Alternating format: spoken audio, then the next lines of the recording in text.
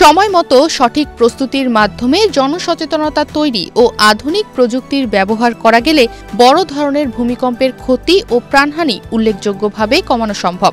দক্ষিণ এশিয়ার মধ্যে বড় ধরনের ভূমিকম্পের ঝুঁকিতে রয়েছে বাংলাদেশ। যে কোনো সময় বড় ধরনের বিপর্যয় হতে পারে প্রাকৃতিক এই দুর্যোগে।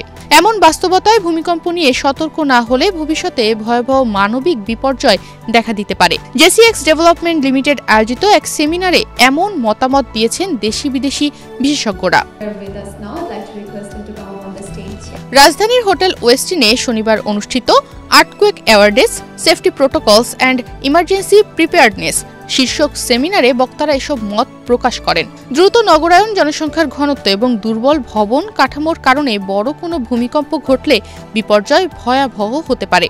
তাই সচেতনতা, প্রস্তুতি ও সক্ষমতা বৃদ্ধি এখন সময়ের দাবি। স্বাগত বক্তব্যে জেসিএক্স ডেভেলপমেন্ট লিমিটেডের ব্যবস্থাপনা পরিচালক মোহাম্মদ ইকবাল হোসেন চৌধুরী বলেন, The insights from our local and Japanese experts will guide us to help us toward strong policies making, improving building codes, modern early warning systems, and enhanced commitment to professional levels and preparedness.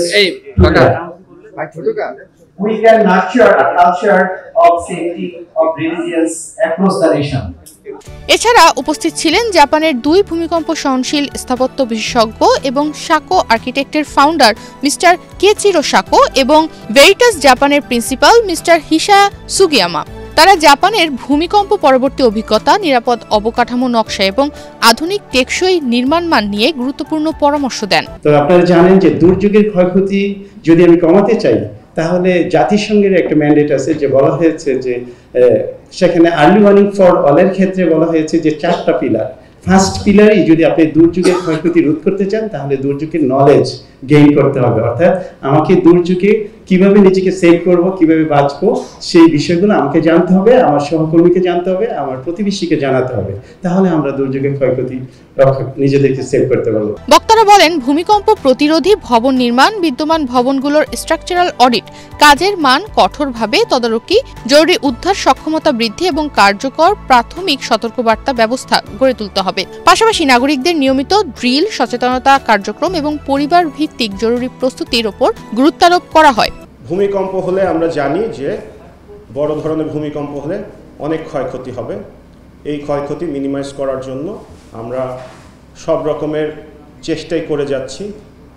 প্রথমে আছে গণসংযোগ, মহড়া, campaign, এগুলি করে মানুষজনের মধ্যে আমরা সচেতনতা বৃদ্ধি করার চেষ্টা করছি যে ভূমিকম্প হলে প্যানিক হওয়া যাবে না।